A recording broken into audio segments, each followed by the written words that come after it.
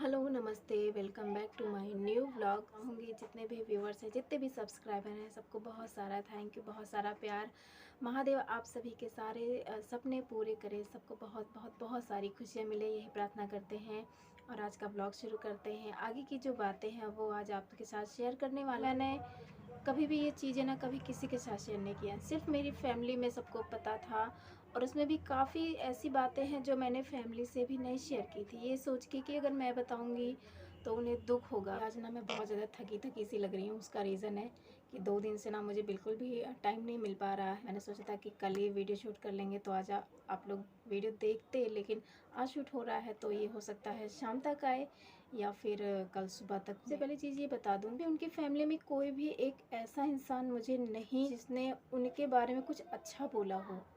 मतलब उनकी खुद की फैमिली उनके बारे में अच्छा नहीं बोलती थी। और ये सिर्फ मुझे घर से भगाने के लिए था कि हम अगर ऐसा बोलेंगे तो वो खुद ही चली जाएगी। तो लेकिन देखिए, कोई कितना भी बुरा बोल ले आपके बारे में, लेकिन अगर आप ऐसे नहीं हो तो फिर तो कोई पागल ही होगा जो आपको छोड़ के जाएगा। तो ऐसा नहीं था कि उन्होंने बोला और मैंने ये डिसीजन ले लिया कि मेरे हस्बैंड के बारे में उनकी फैमिली ही ऐसा बोल रही है तो मुझे मेरे हस्बैंड को छोड़ देना चाहिए। ऐसा बिल्कुल नहीं है। अगर हस्बैंड की गलतियाँ नहीं होती, वो मेरे साथ इतना कुछ नहीं करते, तो मुझे नहीं लगता कि ये शादी कभी भी टूटने के नौबत पे आती। कि मम्मी से लेके उनके भैया भाभी, उनकी बहनें, किसी ने भी उनके बारे में कभी अच्छा नहीं बोला। इवन मुझे यहाँ तक भी बोला गया कि आपकी जो बर्दाश्त की जो हद है, आप उस हद के पार चले जाएंगे फिर भी आपको ही एडजस्ट करना होगा, क्योंकि सामने वाला इंसान कभी भी आपको ना तो समझेगा, ना आपको रिस्पेक्ट देगा। और मुझे उसने यहाँ तक बोला कि ये शादी हो गई है और अभी तक चल रही है, ये बहुत बड़ी बात है। ये बात मुझे किसने बोली थी कि आपको ही सब चीज़ें एडजस्ट करनी होंगी, सामने वाले से आप उम्मीद नहीं रख सकते कि वो कभी सुधरेंगे, ठीक होंगे। कुछ भी आप उनसे उम्मीद मत करिएगा। तो ये बात मुझे बोली थी सबसे पहले मेरे बड़ी ननद के बेटे ने। जब मैं वहाँ पे शादी करके गई थी तो मैंने तो पहले से ही आपको बता दिया है कि जेठान और उनके बच्चे, उनकी फैमिली तो अपने मायके चली गई थी। और मेरे साथ जो है सिर्फ मेरी ननद के जो बड़े बेटे हैं, उनका एक ही लड़का है, तो वो यहीं पे रहते थे ज़्यादातर। दिल लगा रहे मेरा, मेरी थोड़ी हेल्प हो जाए, इसकी वजह से भी रहते थे। तो मैं भी थोड़ा मतलब कंफर्टेबल रहती थी कि हाँ, अगर मुझे कुछ भी बोलना होता था, कुछ भी कहना होता था, उनसे मेरी ज़्यादा बातें होती थी। इवन बहुत सारी बातें होती थी। और वो मुझे मतलब उस घर में ऐसा लगता था कि हाँ चलो, कोई है ऐसा, ऐसा लगता था। क्योंकि वैसे कहने के लिए तो मेरी छोटी ननद भी थी, सासू माँ भी थी, पर कोई से मेरा ज़्यादा मतलब ऐसा कोई ख़ास रिश्ता बन ही नहीं पा रहा था। क्योंकि उन लोग की नज़र में ऑलरेडी मैं इतनी बुरी बन चुकी थी पहले से कि पहले तो कुछ लेके नहीं आई है, और आते ही मेरी तबीयत ख़राब हो गई है, मेरे हाथ का खाना अच्छा नहीं लग रहा था किसी को। तो मतलब बहुत सारी कमियां थी मुझ में, वो लोग मुझे झेल रहे थे, ये उन लोग का बड़ापन था। तो बस एक बिट्टू भैया थे जो मेरे साथ रहते थे, जल्दी आ जाते थे, दिन भर साथ रहते थे, रात के खाने तक वो रुकते थे। तो उनसे बहुत सारी बातें होती थी। बिट्टू भैया जो थे, मैं उनको भैया इसलिए बोल रही हूँ क्योंकि हमारे यहाँ पे मतलब ऐसा है कि बच्चा छोटा रहता है, बड़ा रहता है, हमेशा उसके नाम के बाद भैया ही निकलता है। और मेरा कुछ ऐसा आदत है कि मेरे मुँह से भैया ही निकलता है। तो मैं जब वहाँ पे गई थी तो शुरू से मैंने उनको कभी भी नाम से बिट्टू बिट्टू करके नहीं बुलाया था, बिट्टू भैया ही बुलाया था। और मुझे आज तक याद है कि कभी भी मेरी उनसे फ़ोन पे बात हुई है या फिर किसी से भी, मतलब अगर उनके बारे में भी अगर मैंने अपने हस्बैंड से कभी बात की है तो बिट्टू भैया करके ही बात की है। भले ही वो मेरे ननद के बेटे थे, मेरे बेटे जैसे थे, बच्चे थे घर के, कि बिट्टू भैया ये चीज़ ऐसे हो गई है, बिट्टू भैया। और ये चीज़ होती थी कि जब भी मेरे हस्बैंड होते थे और उनसे मेरी बहस होती थी, वो मुझे कुछ भी बोल के चले जाते, तो एक बिट्टू भैया ही होते थे जो मुझे चुप कराते थे कि प्लीज़ मामी आप चुप हो जाओ, आपके रोने का कोई फ़ायदा नहीं होने वाला है। आप अगर ये सोच के रो रहे हो कि आप रोओगे और आप दुखी होगे तो सामने वाले को फ़र्क पड़ जाएगा, तो इस घर में किसी से भी ये उम्मीद कभी मत कीजिएगा, क्योंकि कोई भी आपके लिए कभी खड़ा नहीं होगा। और सबकी बात जाने दीजिए, मैं मामा की बात बता रहा हूँ कि अगर आप ये सोच रही हो कि जो है आप रोएंगे और मामा आपके लिए आ जाएंगे, तो ऐसा कुछ नहीं होने वाला है। वो कभी भी आपके लिए नहीं खड़े होंगे। और आपके लिए कभी भी कुछ भी नहीं करेंगे। तो ये चीज़ें वो मुझे समझा नहीं रहे थे, एक्चुअली वो मुझे बता रहे थे उनकी सच्चाई क्या है। और मैंने पिछले व्लॉग में भी बोला था कि इंसान की जो फितरत होती है वो तो सामने आ ही जाती है। हस्बैंड को कभी फ़र्क नहीं पड़ता था, मैं रो रही हूँ या मैं मर रही हूँ, जी रही हूँ, कोई कभी भी फ़र्क उन्हें नहीं पड़ा है। उन्होंने अपने मुँह से भी ये चीज़ बोल दी थी कि तुम्हारे होने ना होने से मुझे कोई फ़र्क नहीं पड़ता है। तो शादी टूटने का एक सबसे बड़ा रीज़न ये भी कह सकते हैं कि मेरे हस्बैंड को मेरी ज़रूरत कभी नहीं थी। उसके बाद उनकी मम्मी सोचिए, मेरी सास जो कि अपना बेटा कितना भी बुरा हो, इंसान ये सोचता है मेरे बेटे का घर बसा रहे, पर मेरी सास ने ही मेरे सामने उनकी इतनी बुराइयाँ करी हैं कि वो ऐसे हैं वैसे। पर उनकी माँ ने भी उनके बारे में कभी अच्छा नहीं बोला था, उनकी खुद की माँ। भैया से तो वैसे मेरी ज़्यादा कोई बात हुई नहीं थी, पर वो एक चीज़ ये थी उनके अंदर अच्छाई थी कि वो कुछ भी अगर गलत देखते थे तो वो बोलते थे। तो यहाँ तो मैं बोलूँगी कि जो उनके भैया थे उनके मुँह से मैंने खुद के लिए कभी कुछ भी गलत शब्द अपशब्द नहीं सुने हैं। इवन उन्होंने एक बार मेरे लिए स्टैंड भी लिया था, पर उन्हें चुप करा दिया गया कि तुम दूसरों के मामले में नहीं बोलोगे। हालाँकि फैमिली थी, हम जॉइंट फैमिली में रहते थे, जॉइंट फैमिली में एक दूसरे से इंसान को मतलब होता है।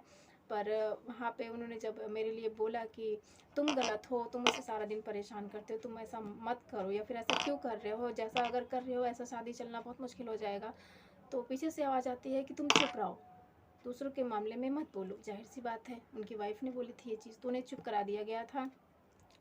उन्हें मैं क्या बोलूँ, क्या बोलूँ अभी मैं? जब बोलते हैं ना अपना सिक्का खोटा हो तो दुनिया वालों से शिकायत नहीं करनी चाहिए। तो जहाँ पे मेरा हस्बैंड ही गलत है, उसमें मैं दूसरे को कैसे बोलूँ कि सामने वाले की गलतियाँ हैं। जिस इंसान के साथ सब कुछ जुड़ा हुआ है, वो इंसान ही कोई रिश्ता नहीं रखना चाहता है, तो हम अकेले रिश्ता कितना निभा लेंगे? अकेले रिश्ते नहीं निभते हैं, फिर उसे रिश्ता नहीं ज़बरदस्ती कह सकते हैं। तो ज़बरदस्ती आप किसी से प्यार नहीं पा सकते हैं। आपके साथ आप ज़बरदस्ती रह भी सकते हो, पर आप किसी को फ़ोर्स नहीं कर सकते कि वो सामने वाला इंसान भी हमें चाहे, हमें प्यार करे। तो यहाँ पे ज़बरदस्ती जैसा रिश्ता हो रहा था कि सामने वाले को फ़र्क नहीं पड़ रहा है और हम उसके लिए मरे जिए जा रहे हैं। तो मेरे हस्बैंड को कभी कोई फ़र्क नहीं पड़ता था कि हम उनके लिए क्या कर रहे हैं, क्या नहीं कर रहे हैं। नहीं पड़ेंगी। अगर वो चीज़ उनके ईगो पे लग गई कि अरे नहीं, तुम तो मेरी दासी हो, मैं तो तुम्हें खरीद के लाया हूँ, अगर मैंने ये चीज़ बोल दी है तो वो तुम्हें करनी ही है, चाहे तुम्हें पसंद हो या ना हो, जैसे करना है करो,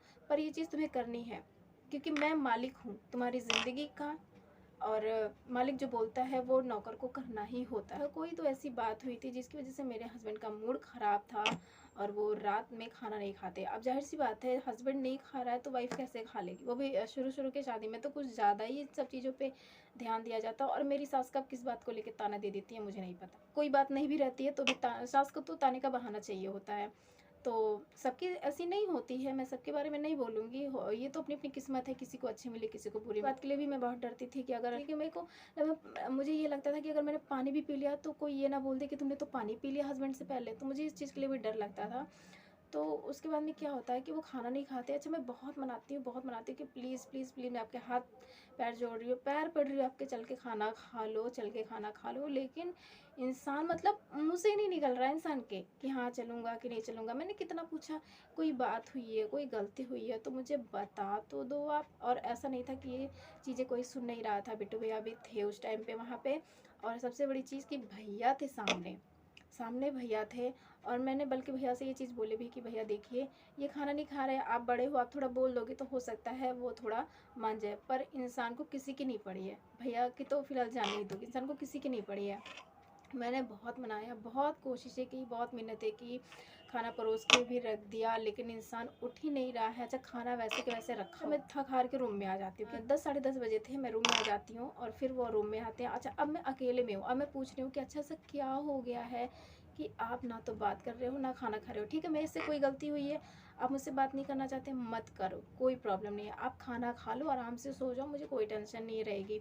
तो वो भी इंसान को कुछ नहीं पड़ी है, क्योंकि मुझे ये चीज़ का कोई आइडिया नहीं कि इंसान का पेट तो ऑलरेडी भरा हुआ है, वो तो खाया पिया मस्त है घर में, बस हम पड़े हैं, उसे कोई फ़र्क नहीं पड़ता है कि मेरे भरोसे भी कोई बैठ सकता है। तो अच्छा, कोई चीज़ का फ़र्क नहीं है इंसान को।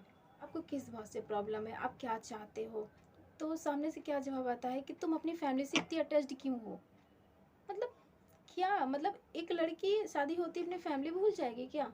तो मैं बोलती आपको ये प्रॉब्लम है? बोलते हाँ मुझे ये प्रॉब्लम है कि तुम जब भी किसी का फ़ोन आता है तुम इमोशनल हो जाती हो, तुम रोने लगती हो, मुझे अच्छा नहीं लगता। और ये इसलिए नहीं बोला जा रहा था कि उन्हें बहुत दुःख होता है मेरे रोने से, उन्हें इस बात से प्रॉब्लम है कि मैं अपनी फैमिली से इतना ज़्यादा क्यों जुड़ी हूँ, जबकि मेरी शादी हो चुकी है। अब मुझे सब कुछ भूल जाना चाहिए। सिर्फ़ अपने मालिक यानी मेरे हस्बैंड जो मुझे खरीद के लेके गए हैं, उनके ही कहे अनुसार सारा काम करना होगा। क्या लगता है कि जैसे कि सिखाई जाती है चीज़ें कि शादी के बाद पति परमेश्वर होता है, भगवान होता है, ज़िंदगी होता है, तो वही हाल मेरा भी था कि मुझे भी लगा कि अगर मैं अपनी फैमिली को छोड़ दूँगी और उनसे बातें करना बंद कर दूँगी तो मेरे हस्बैंड खुश हो जाएँगे। लेकिन ये उनका प्लान था कि मेरी फैमिली को भी परेशान करना है, बेटी को तो परेशान कर ही रहा हूँ, लेकिन कुछ ऐसा करना है जिससे कि उसकी फैमिली भी परेशान हो जाए।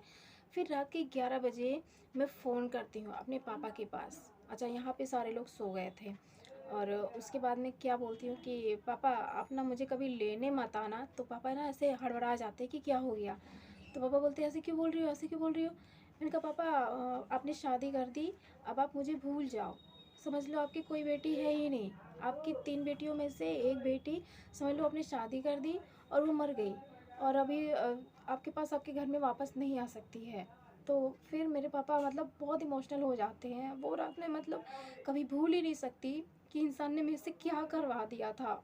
मैं मतलब कभी चाहूँ तो कभी नहीं भूल सकती कि वो कॉल मतलब मेरी सबसे बड़ी गलती थी। मैंने अपने पापा को इतना परेशान किया ना कि मैं क्या बताऊँ। फिर मैं बोलती हूँ कि पापा आपने शादी कर दी और अब मैं जिस भी हाल में रहूँ यहाँ पे आप कभी भी मुझसे बात मत करना, कोई फ़ोन मत करना, कोई लोग मुझे भूल जाओ सब लोग। अब मेरे पापा ना इतना सुनते ही ना एकदम बहुत ज़्यादा रोने लगते हैं मेरे पापा और मैं भी रो रही हूँ और मेरे हस्बैंड ये सब चीज़ें सुन रहे हैं, बिल्कुल वहीं पे बैठ के सब कुछ सुन रहे हैं कि और उनको ना ये सब चीज़ें सुन के इतनी खुशी हो रही है कि जो मैं चाहता था फाइनली वही चीज़ें ये लड़की कर रही है और मैं यही तो चाहता हूँ कि ये तो परेशान रहे ही, मैं तो इसे करूँ ही, साथ में इसकी फैमिली भी परेशान हो। तो रात के 11 बजे मैं ये सब चीज़ें बोलती हूँ और बोलते बोलते ना मेरी आवाज़ एकदम बंद हो जाती है। उसके बाद मैं फ़ोन रख देती हूँ और फिर अपने हस्बैंड के पास जाती हूँ। मैंने बोला देखो जो आप चाहते थे वो मैंने कर दिया, मैंने बोल दिया अपनी फैमिली को, अब कोई फ़ोन नहीं करेगा। मैं आपके सामने कोशिश करूँगी कि ना रोऊँगी। और उसके बाद फिर मैं बोलती हूँ अब आप खुश हो ना, अब आप मतलब खाना खा लोगे ना?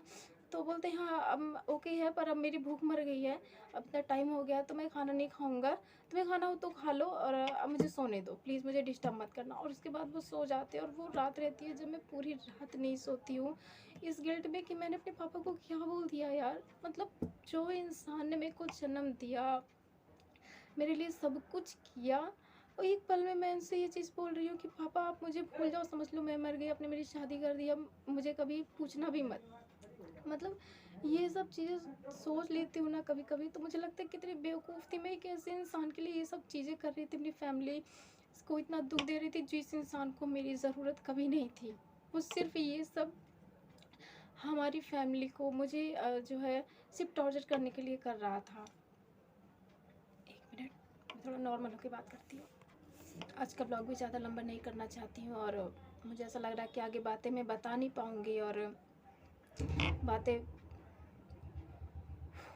बातें बहुत सारी हैं और एक-एक बातें मैं कोशिश करूँगी कि आपको बताती जाऊँ। तो आज का ब्लॉग यही था। मैंने हमेशा से ये चीज़ सोची थी कि मैं हँसते-हँसते हुए सारी चीज़ें आपके साथ शेयर करूँगी पर होता है, दिल होता है वो अपने बस में नहीं होता है।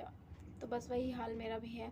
तो अभी मैं रोना नहीं चाहती थी पर वो टाइम मुझे याद आ गया कि वो एक दिन था जब ये सब चीज़ें मुझसे करवाई जा रही थी और मैं कर भी रही थी। कितनी बेवकूफ़ थी मैं।